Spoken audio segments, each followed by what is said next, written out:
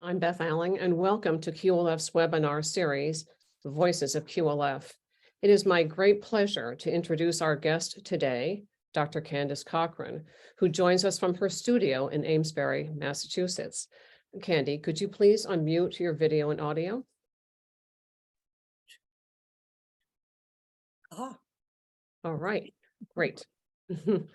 Working with QLF over decades, Candace, a former QLF volunteer, staff member, professional photographer, and writer, joins us with a presentation on a recently published book, TautukKonik, in English, Looking Back, a Portrait of Inuit Life in Northern Labrador, 1969 to 1986. With the exception of our founder, our president emeritus, and a very few, Candace has the most extensive experience with QLF, which began in 1967, her first summer working as a volunteer in Roddickton, Newfoundland.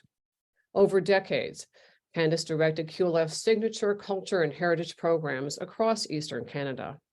Looking back, the summer of 1967 may have set the stage for years of work that followed, and that is the subject of today's webinar.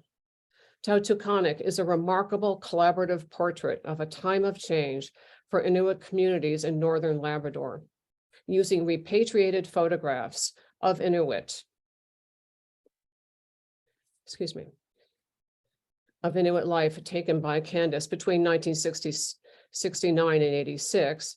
The Nunatsiavut Creative Group, comprised of 11 Inuit from Nain and Hopedale, Labrador, joined in a collaborative effort with Candace and former QLF staff member Andrea Procter from St. John's, Newfoundland, to combine the images with stories in their language, Inuktitut, and English. Several years in the making, this portrait will have a lasting impact and remain relevant over time. And now I'd like to turn the presentation over to you, Candy. Okay, I'm just going to start right in, share my screen. You'll have to excuse me if I seem a little hesitant about working with a computer, but although the inspiration for this webinar was the publication of this book in December, what I really want to talk about today is the act of repatriating or taking back the photographs of Indigenous people to their source community. And the book is a model of a collaborative effort to do that, and then to create a useful piece that people can refer to, all the people, Labrador Inuit, whenever. I said the book came out this winter, but it took 5 years to create it. Part of the issue was that I am in New England, Andrea Procter is in St. John's, Newfoundland, and the Nunatsiavut Creative Group is in Northern Labrador, and there was a pandemic. So it probably took a little bit more time than it needed to. And I'm going to start this presentation long before the book or I was even born. And unfortunately for the Inuit, they've been portrayed by Europeans, especially in the beginning, who either never knew them or didn't know them very well. And they leaned a lot on Inuit stuff, kayaks, sled dogs, fur clothes, igloos. And it is also apparent from this slide that they were channeling some kind of preconceived notion of what a nomad / savage should look like, which is a bit scary. And I want to say, even after 100 years went by, the first documentary film on the Inuit, Nanook of the North by Robert Flaherty, maybe you've seen that, it hasn't moved the portrayal of the Inuit people forward that much. In Flaherty's vision, they're not so much scary as naive and cute, almost childlike. So one question for those of us working now is, what role did the Inuit actually have to play in this? And really their only role was to correct Flaherty when he was making technical mistakes on how you make an igloo, how you hunt for a seal. But the storyline came from Flaherty, from his imagination, not really his observation. And so we might be able to dismiss it in a way as fake news. Flaherty gave his actors fake names, but more often indigenous people are not named in photographs, as you see here, Eskimo girl, Eskimo woman. At least they say where she is, but the people were more more objects or generalized types, and so there was no real connection between those people and sort of real living people. I think over time, these old pictures of Inuit have become of use to current Inuit, in that through them they can see, well, what did the harpoon look like? How did they coil the rope? Where did they sit? Where was the paddle? And they just ignore all the other sort of stereotypes. And I think in 2001, the Inuit really got hold of their own tools to make a film. This was made by Zacharias Kunuk, and it is called In English Fast Runner, or Atanar, oh boy, Atanar Juak. I'm going to choose English. It was not a childlike portrayal. It's about an old Inuit story that has murder and thrills and all kinds of things. So this is more the Inuit story from their perspective. I think a bigger problem is really how media continues to portray indigenous people. And certainly many of you have probably seen in the last couple of years on the news, the scandal of Indian and Inuit indigenous boarding schools or residential schools, and what happened to the kids while they were there. And another current ongoing problem is the missing indigenous women, mostly murdered, and no bodies, no nothing. So I gotta say that if you see yourself in this light, if you look to the media and the media is portraying you this way, after a while you begin to think, well, is that what we are? We're just victims or dysfunctional? And I was interested to see this past week, it came on the news about how depressed today's teenagers are. And I thought to myself, yeah, if you watch the news, you'd be depressed too. So I just wanted to give you a little bit of that background. And now I enter the picture as the volunteer working for Robert Bryan, who founded the Quebec Labrador Foundation, but also did work for the International Grenfell Association, which was the medical arm, medical, I guess, mission. They provided nursing stations, hospitals, and was all privately run. And after I'd worked for Bob as a volunteer for a couple of years, he asked me if I wanted to travel the coast of Labrador and photograph the workings of the Grenfell nursing stations and cottage hospitals. So yeah, that sounded great. So off I went. And when I look back, I see myself really as a great example of the pitfalls of outsiders / tourists taking pictures of indigenous people. I was given a sort of a verbal list of what they wanted photographs of, and here I am. And I think the woman on the left says it pretty clearly. You look at her looking at me, and I can tell she's thinking like, who is that? And who is her hairdresser that one side of her head is 6 inches longer than the other? And they didn't know me. I was just there. I just appeared. And I took the pictures. Things like the nurses working in the nursing station and all the other things that the nurse did. And then I went with the nurses when they went out onto the outer islands where people were fishing. And you see another QLF volunteer on the right, Roger Howey, who did work for both Grenfell and and Quebec Labrador Foundation. But here's the thing. When I arrived with a set of possibly self-conscious, subconscious understanding of what was then known as Eskimos. And through all the children's books growing up and the little Eskimos in their igloo. And so there was, at some level, you look for those things that are iconic, whether they're really relevant to their life now or not.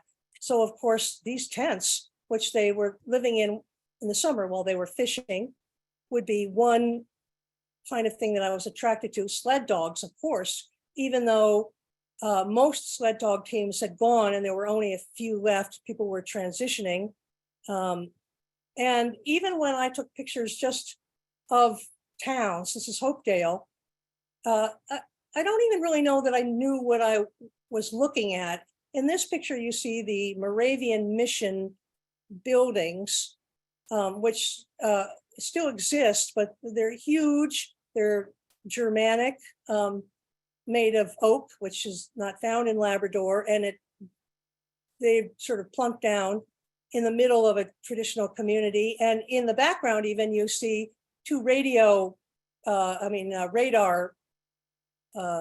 discs, which was part of the American NATO early warning system. And and I have to say, there's not much thought on my part as to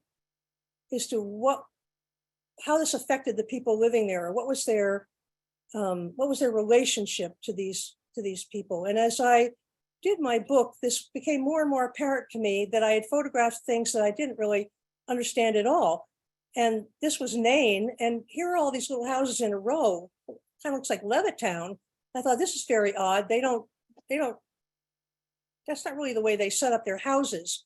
But I didn't really know what it was all about until much later, and realized that the people had been forcibly relocated from communities farther north, and the government built houses for them, which is all these little houses at one end of town. And of course, there was no insulation or running water. They were just really boxes. And even the people that I photographed, I mean, I don't want to be too hard on myself, but really, when I saw this scene, this woman was really standing in a hallway of waiting to get a TB test, but without a background to locate her in time or place, and a very sort of iconic, very kind of beautiful Inuit face. I took this picture really quickly, and I've always liked the picture, but it doesn't really tell you much. And the interesting thing is, 2 minutes later or less, I took a second picture. And if you compare the two, you realize how much control a photographer has in how they frame the picture, what's going on in the picture, and a completely different expression on her face. Unfortunately, I never could use the picture on the right because it was out of focus. But it was just a lesson to me how when I take a picture, there is quite a bit of control as to what I put in the frame, what I take out. Do I make it abstract or realistic, or blur it? You know, how do I want to portray these people? And I've kind of carried this image around with me to think about every time I wonder what my pictures mean. So I left after that summer, and 15 years went by, and I got a call from the Labrador Integrated School Board. Would I come back and take pictures for a more relevant curriculum that they wanted to use in the schools? And I said, sure, but this time I don't want to be wandering around like a Martian. I'll only do it if I can work with a local photographer. So they set me up with Levi Noah Nakasak, and the two of us went around. We had a very sort of loose shot list of what they wanted. And right off the bat, Levi said, we're going north, hop on. And I'm going like, really? Okay. And I didn't know where we were going. I didn't know whether we had food, where we were staying. I just went along with it. And we got to the first hunting camp, and Levi said, well, this is where you're staying. Okay. And he was staying in another house, and I had no idea. what I would find inside. And you could actually see daylight through the walls, but they had a big half drum saw that they used for a stove, and as long as someone kept it going, it was fine. But with Levy carrying around other places, I was very lucky to have another family sort of take charge of me, both in the winter and when I came back in the summer, and kind of make sure I didn't fall through the ice or wander off into the wilderness, and show me what was important to them and what I should be taking pictures of. And of course, for the school and for the people, top of the list is food, and wild food in particular. So I would say the picture on the left would be a pretty straightforward how they dry their char to preserve it. And that would be the kind of picture you would put in their book. But actually, I was more interested in what was going on this tree on the right, because not only was there fish, but they were drying meat and their laundry all at the same time. And I thought that was kind of clever. So I took a picture of that. And then we went off hunting, and I don't know anything about hunting and never held a rifle, didn't plan to, but I watched the hunter using a traditional hide screen, and the probably the seal they had seen was almost all the way over to where those mountains are. And he had to creep over there, and he'd take a few steps, and then he'd duck down behind the screen there. And when the seal had come up with a breathing hole, when the seal was up, the hunter went down. When the seal went down, the hunter went up. And it could take hours for him to get it close enough to the seal to take a picture. So there was a lot of hanging around, hangout time until he actually had completed his hunt. And then he would come back with the seal. And what I really wasn't suspecting was that he would cut it open, cut out the liver, and start eating it. Well, this is a black and white picture, but if you can imagine it in color, white snow, red blood, raw meat, Miss Connecticut, how was I really going to deal with this? And the little voice in my mother's head saying, don't take food from strangers. But in the end, I decided, well, I had to be part of the party, and actually didn't really have much taste. It just sort of tasted like raw liver. And I seemed to survive that. And as we went along, we would photograph other activities that were both traditional and still in use. And these are two trappers. And the guy on the left is in his traditional skin boots. And games they would play. We discovered this old trapper still knew how to do cat's cradle, and so did Levy. And that was a traditional game. And so I was able to photograph that. And the whole smoking fish and all these activities. This was Mr. Webb, and this is his homemade mousetrap. And he was showing me how to work it, and pretty clever, I thought. And of course, ice fishing in the spring and how that's done. So we were gathering a lot of pictures that either the school board could use or not use in any number of ways, whether it was a book or they had prints or set up projects for the kids to do. It was a better connection than a book they may have gotten, from mainland Canada or the States that had, John and Bob mowing the lawn and how long did it take them to mow it. Some of the more intangible things that I never would have come across if it weren't for Levy were things like very special celebrations. And this is a 50th birthday party. And that's a huge event. And a lot of people come and have a meal. And another thing that I didn't really learn much about until we went to do the book is this special relationship between a child and not only a grandparent, but also a child and a woman who was present when the baby was born. And that woman gets a special name. And for the life of the woman and the child, there is a very special relationship.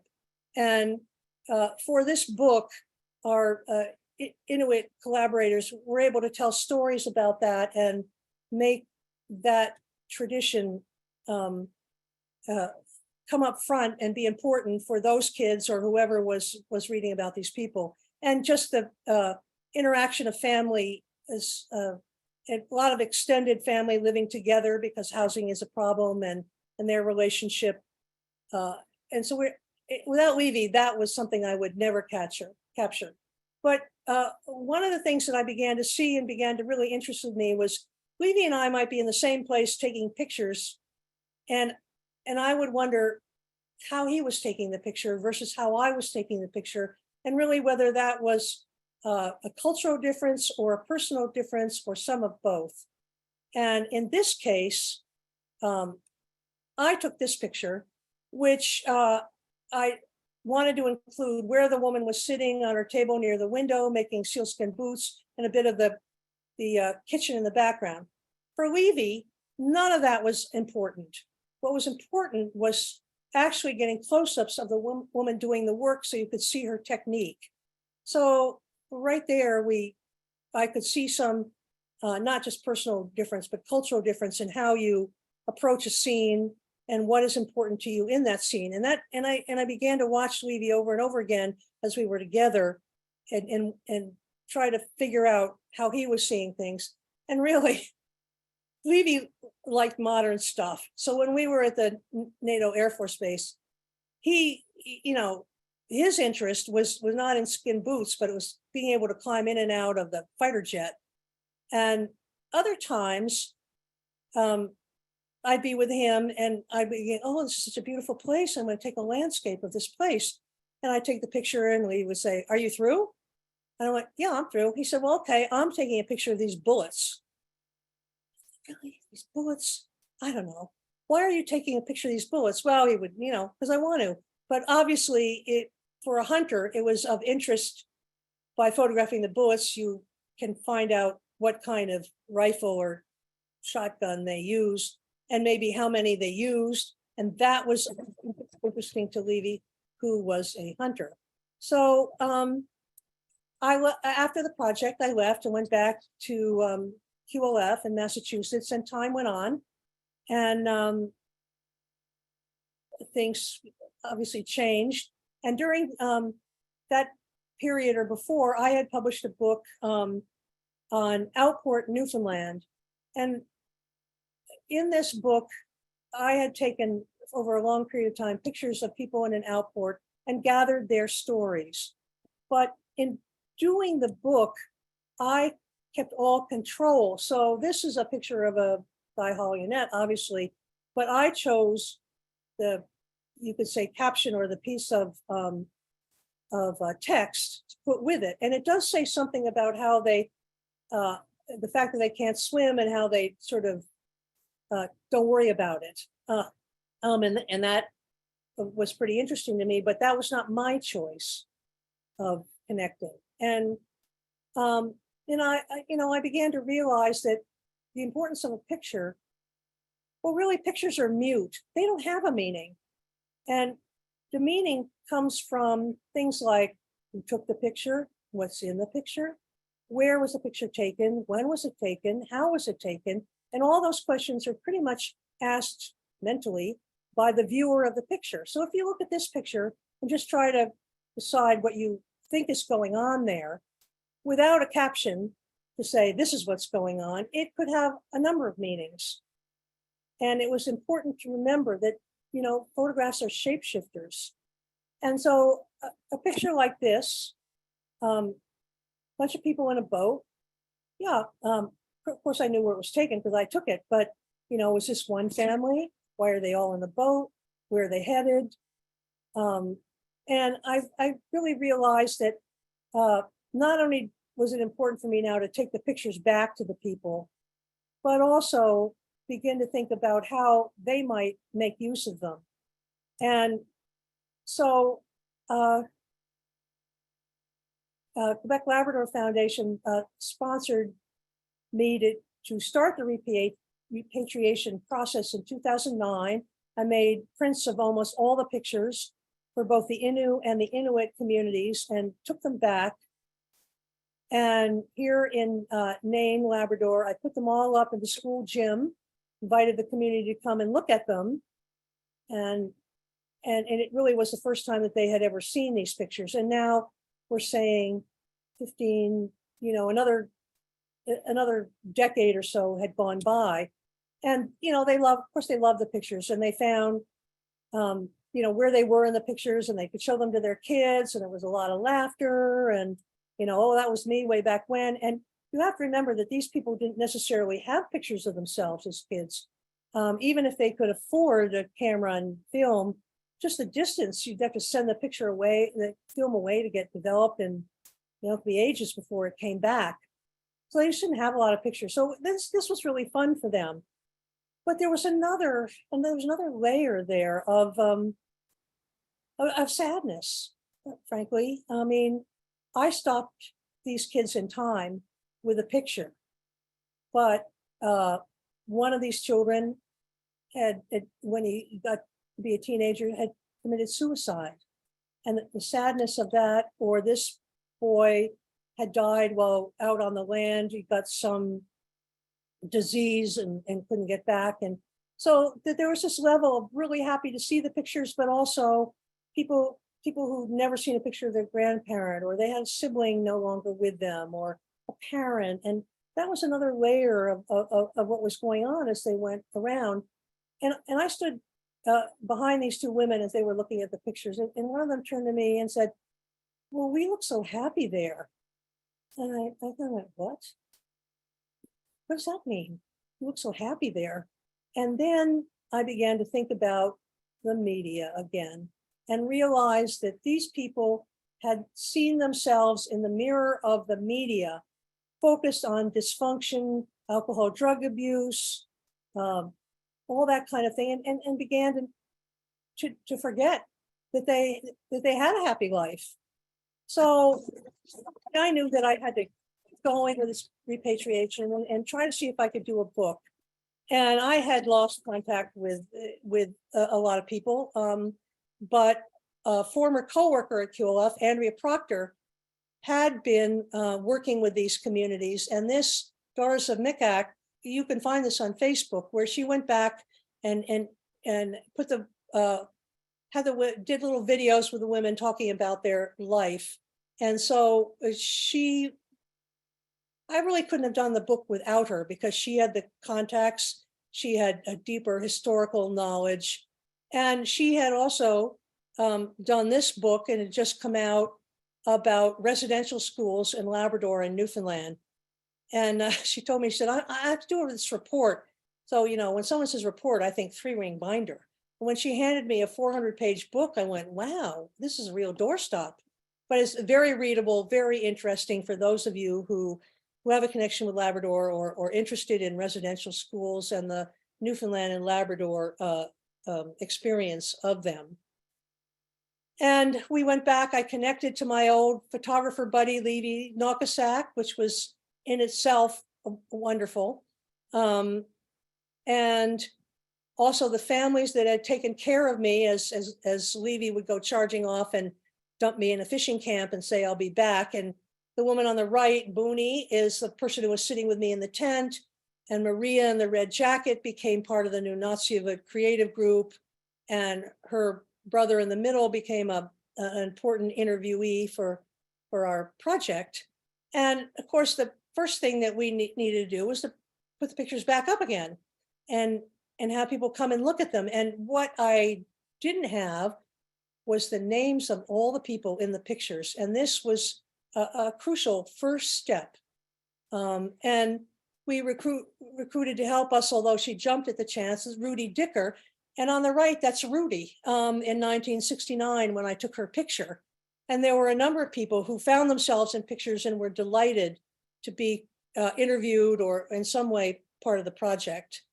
And so both in Hopedale and Nain, we went to the new Natsivik government building, put all the pictures back up in the wall, invited the community to come back and help us identify the people. We handed out little Post-it notes and say, go around and put a sticky on if you know that person's name.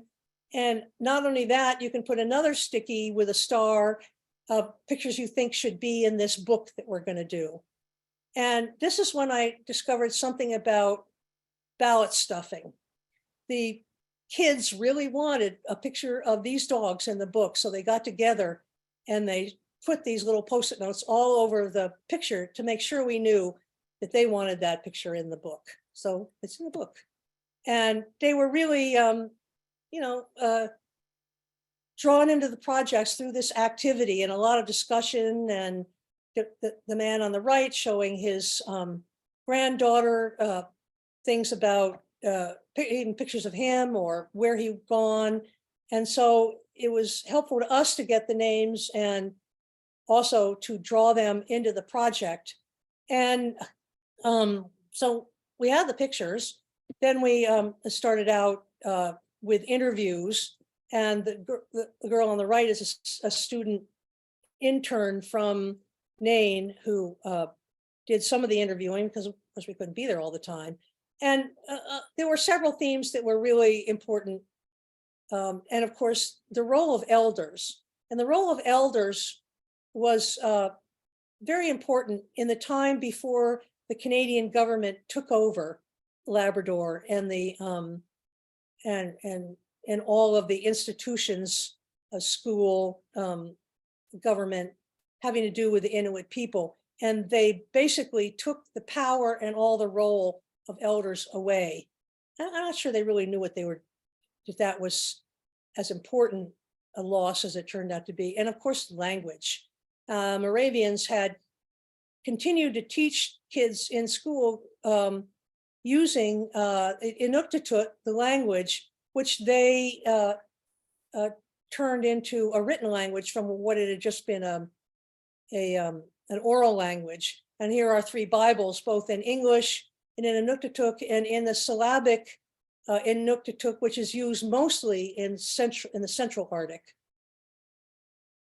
And many stories about the problems of not being able to speak English when the government took over. And of course, the kids, all about what they did, when, all the, and everything about them growing up and what affected them, both fun and not so fun. And of course, kids now and the teenagers, and so much more has come in so quickly that was a big concern, I would say, of the adults looking at their teenagers and wondering,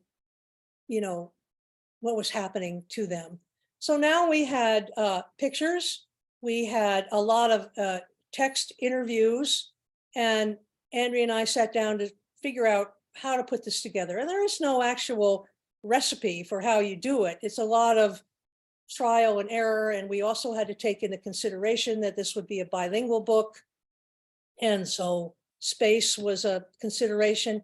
And for years, I had collected Levi Nalkasak's Facebook posts because I thought they were amusing and informative, just for fun. And here are 3. And you can see that Levi really uses grammar marks as a design element. He's very deaf, and I don't even know, I think they passed him along through school. Obviously, he was smart, he could write, but punctuation, he thought it was better to just put it wherever he felt like it. And he would write these posts the way you see it now. But for making the book, because he invented his own spelling and a bunch of other stuff, we decided we had to change it slightly. So if you see the bottom quote, when it appears in the book, it appears like this, almost like a narrative poem. And I mean, it's a much longer story about how he killed the partridge, but that he couldn't get it. And then all the tribulations to try and get it. And it's a very amusing story, but we switched just the format of his writing. And I actually continue to think that it's the best part of the book. So now it was really important that we, even though we were so distant, that we make this as collaborative as absolutely possible. So printed all the pictures up again in postcard size and took them back. And we had initially, being non-indigenous, in all these pictures, had began to put them in piles as a sort of administrative designation: school, family, hunting, fishing. And when we started to try to fit that as a sequencing for the book, we went, wait a minute, no, that isn't working. And we looked at them again and we said, you know, all the stories that people tell, um, seasons play a huge part. So what if we had our sections as the 4 seasons? And so we had these small pictures, and they were sent back and asked our new Nunatsiavut creative group what pictures they might fit into each section. And meanwhile, I'm back in my studio here, beginning to try to lay things out in some kind of sequence in this seasonal designation. And then after that, they'd all go back to the people again, and they'd see the draft, and then they would comment on it, and it would come back to us. And this was the final layout activity in the community center in Conch, Newfoundland. Those tables normally used for bingo, but they let us have them for a couple of days to lay the book out and actually see the whole thing. And so then the seasons, so we started with winter, and obvious, you know, some are very winter-like pictures, although to be honest, this was photographed in May. And activities that always happen in the winter, which is wood cutting, and stories that went with that, and trapping. And also a lot of the community celebrations seem to happen in the wintertime, obviously Christmas, but then there was girls' night, boys' night, widows' night, parents' night, and each one of these was a celebration. And a lot of them were sort of orchestrated by the Moravian Church. And spring comes, and like all of us, the sun stays out longer. You know, everybody's happy to get out on the land, go seal hunting, and the ice is still there, so they can get out on the land. And the days are now, you know, it gets dark at 10 o'clock at night. So there are hours and hours that they can be out on the land and just enjoying the sunlight and ice fishing, and you know, it's a pretty happy time. But there's also some specifics like community cleanup. You know yourself that when the snow melts and you see all the coffee cups or whatever that, you know, had been thrown out in the winter.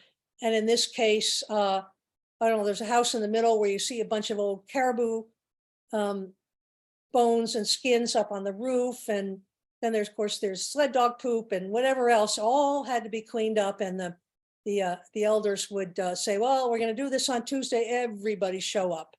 And that was the elders' power to lead the community, and should never have been taken away. And then summer. Summer is when it starts, when the first coastal boat can arrive, because I didn't mention that none of these communities have a road.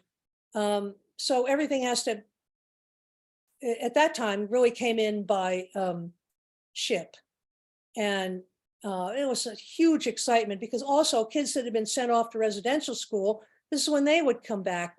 So everybody would be down on the wharf waiting to see who was there, waiting to see if the whatever they'd ordered would finally arrived. And it was such a big deal before I came that they had a brass band that would stand on the roof of the church and play, and brass instruments were produced by the Moravians. So there'd be this big booming sound, everybody down on the wharf. So that really signaled the beginning of summer. And then everybody would go, not everybody, but the people who were fishing went off up north of the northernmost town of Nain, and set up their summer fishing camps. Now, by the time I came back in the mid 80s, this was pretty much gone, because the government had shut down the fishery, deciding that it wasn't making them enough money. I'm just not going to go into all the problems that caused, but I did capture them in a summer fishing camp, and you can see the barrels in the middle where they packed up the char or cod or salmon that they had been catching. And then a lot of great stories about what the kids did when they were off on the fishing in the fishing camps. And of course, these children are all grown up now. And then fall would come and I had to go back to the community because the kids had to go to school. And so pack up, go back to the town. And that was another signal for fall had arrived. And it was a time when all the fish were packed up and sent out to markets and school. And there were a lot of things we heard about school, whether residential or not, that were really a problem. Many kids were forced to go to school and couldn't speak English. And even if they could speak English and they'd go home to do their homework, and you would, one of us would be looking to their parent for help, but their parents couldn't speak English. And there's just a long list of trauma and difficulty in associated with school. And then we get to see, and then everything would go back for its final okay from our Nunatsiavut creative group, and an awful lot happens in the communities over tea. And so here they are, Rudy Dicker and Sue Webb, looking at the final draft, and we gave them an opportunity to change what they had said, take it out, put something more in, change out pictures. And while we were doing that, the school was having their Heritage Week. And so one of our Nunatsiavut group members, Peggy on the left, and a couple of us went back to see their projects and talk to them about what they knew about their culture. And Hebron relocation, Hebron is one of the communities that was relocated. And everybody, the government gave them 2 weeks to move. Okay, you're moving. And everybody has to go, and you can't take your dogs, so you have to shoot them. And the people ended up in, places they didn't really know. All the hunting sites were taken. I mean, it was just a horrendous activity. And Hebron has now become the symbol of that whole experience. It is in the center of the Tornassus, the new national park, and it has the remains of one of those big Moravian churches still there. Adventure Canada brings its people, stops in there, and people get off the boat and can hike around, learn about the area, and people who come through the national park either learn about Hebron as well, and the relocation. So finally, we get the book done, and here are our Nunatsiavut creative group, and I would say Peggy, Rudy, Beverly, Sue, all work for the government. Julius is the mayor of Nain. Minnie is a postmistress. Jade is the assistant teacher. Levy is a Canadian ranger and carpenter. Fran was a retired nurse, and Katie is a licensed translator. Well, those are their day jobs, just if you want to know a little bit more about them. And we came back and had our book launch in the community, and they could actually see the published version. And here's Andrea looking at the book with Levy Nakasak, who has been quite ill, but just the delight of all their work, and the fact that as the mayor, Julius, or as he's known as Joe, said during the launch, and also wrote in the book, this is the first time we see this as our book. It's our story and our book. I can't imagine him saying anything more wonderful to me, because it meant that we actually had succeeded in our collaboration, that they had been an integral part of this activity. And here is everybody, all the collaborators and the book. But I want to end with a couple more points. And one is that now we're in modern times, that Nunatsiavut has built itself a cultural center in Nain, which is a really wonderful place where they can present their history and their culture, have activities, claim their story, really. It's not a museum in St. John's or Ottawa, it's theirs. And it has also generated some younger people that in this case, Levi Nalkasak's son Noah, who not only was able to teaches the young people how to kayak, but he also runs a workshop on how to make a traditional kayak. So various traditional skills that were either lost or are in the process of being lost have been are being grabbed back from extinction and revitalized, which is a great sign for the community. And I'm happy to see that there's a new Inuit generation of photographers. Best known here is Jenny Williams, who is really known across Canada now. This is self-portrait in an exhibit in Bonavista. And she has also done a short video, which you can see on YouTube, called Nalukyuk Night. And that's every year, January 6th, there's a group of people dress up in really scary costumes and they roam around town with these big poles. And traditionally they would swat people who had been bad, and people who had been good, they'd give the candy. But it can be pretty scary. It's a very short little film on YouTube. You might like looking at it. I was never there when that happened. I probably would have gotten the stick if I had been.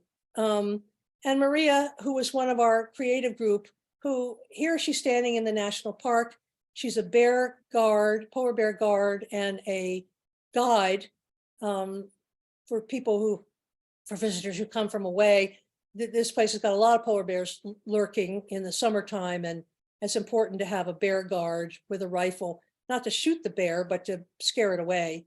Well, unless it attacks, then you shoot it. But Maria, I think, is a really budding, very good photographer, and I keep trying to encourage her to keep going. Here's one of her pictures up at the camp where I'd stayed all those years before, and a group of hunters stopping at Hebron to read the panel on their way north. I always like that picture. And some absolutely magnificent landscapes, and all these pictures she takes with her cell phone.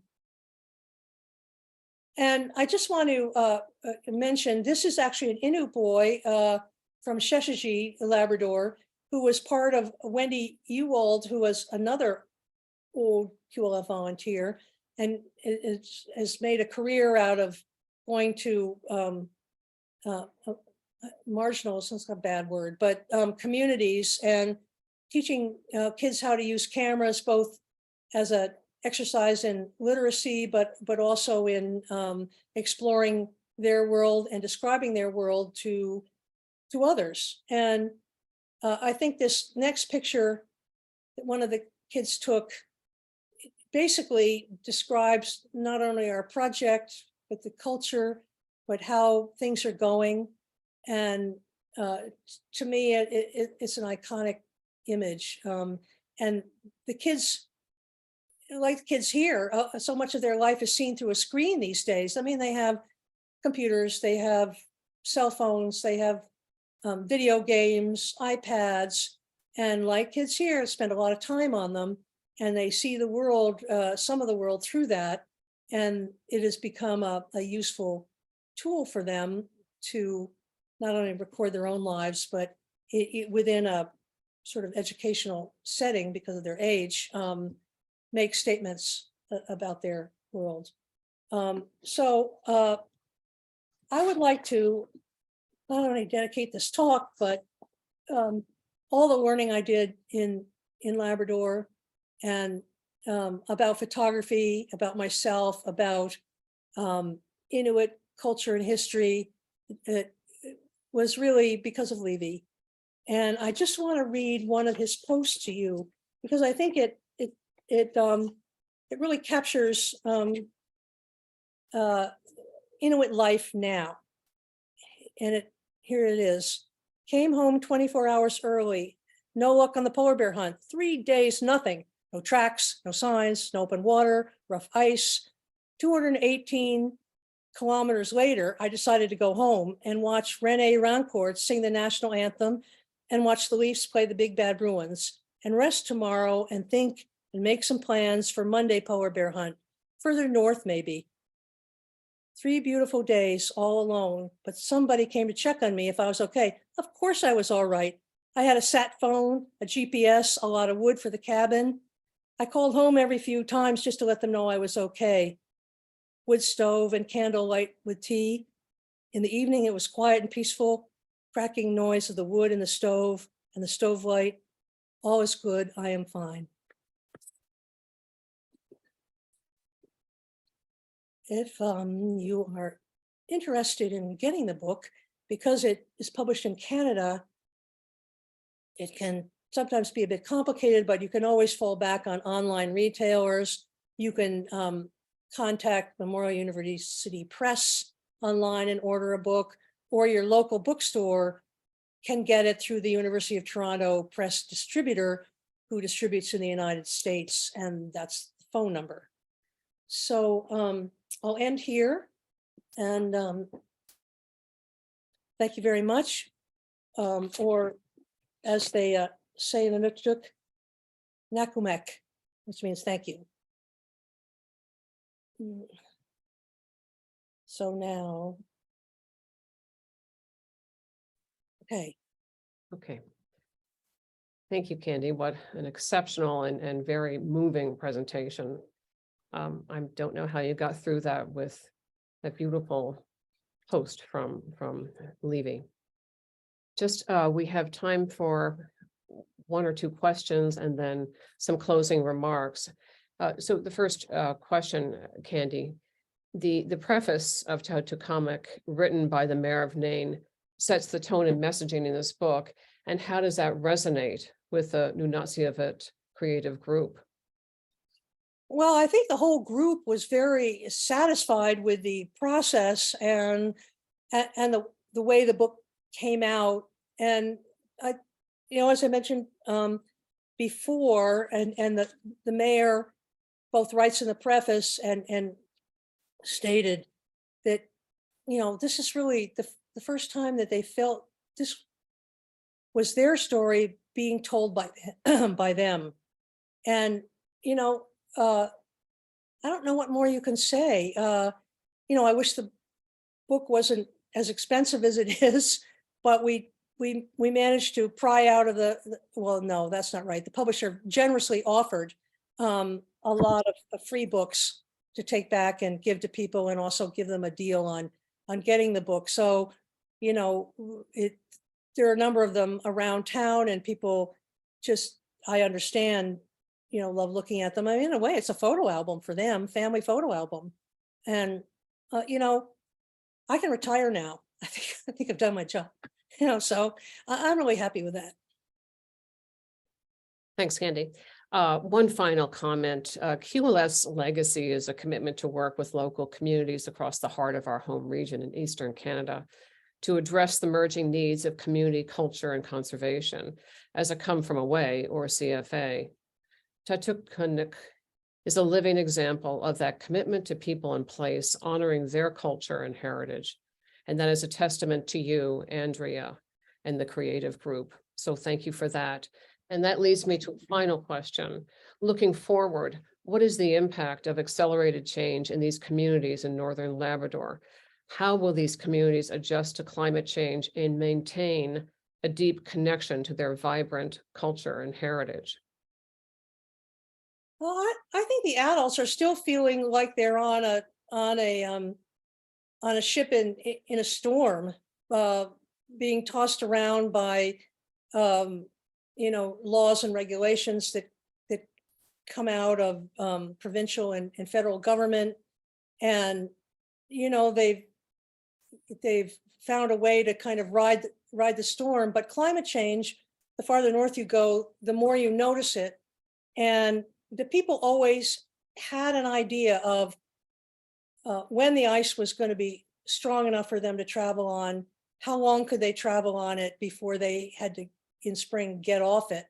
And that's just, that whole calendar's been blown out of the water. And this year, the ice, which in old times would form in October, still hadn't formed by Christmas. And then it formed, but the period of time is short. And that was also a period of time that they would go caribou hunting, but they've been prevented from going caribou hunting because the caribou herd is shrank to almost nothing. And I don't think scientists are totally sure why. You know, there's probably some poaching, there is disease, there are predators, there could be a lot of things, but how much of each is impacting. So, and then in the, in this earlier in the spring, even like winter, they have to get off the ice. And it also, for all the animals, it changes where the animals are and what they're doing. And I don't think that they feel like they have any control over that. They just have to work with it. And some things, activities that are important to them, they lose completely, as in caribou hunting. And others, they at this time still can work around it a bit. I think, I don't know if I've ever met such an, although depression is an issue, I think in general, they're very positive people. They've been through a lot over the centuries and survived it. And there's something in surviving that makes you move forward and feel like you can handle it. Thanks so much, Candy. It gives us so much to think about. So in closing, and on behalf of all of us at QLF, I extend my heartfelt thanks and deep appreciation to you, Candy, and by extension, Andrea Procter and the creative group. We are enormously grateful to you, Candy, for your time and efforts in creating this outstanding presentation. A huge applause from all of us. And I extend a very special thanks to our webinar producer, Bill Steelman, here in Ipswich, webinar host, Cassia Foley in Montreal, and co-host, Krista Grant in Glasgow, Scotland. To our viewers, thank you for your support of QLF's mission to engage conservation leaders worldwide. Stay tuned for our next episode on May 25th. We will hear from QLF Senior Vice President Brent Mitchell and special guests about our partnership with the U.S. National Park Service Stewardship Institute and efforts to revitalize the 20-year-old multi-state Chesapeake Gateways Network, a system of more than 150 parks, museums, historic communities, and water trails along the Chesapeake Bay watershed. Once more, thank you for joining with us today. Be well.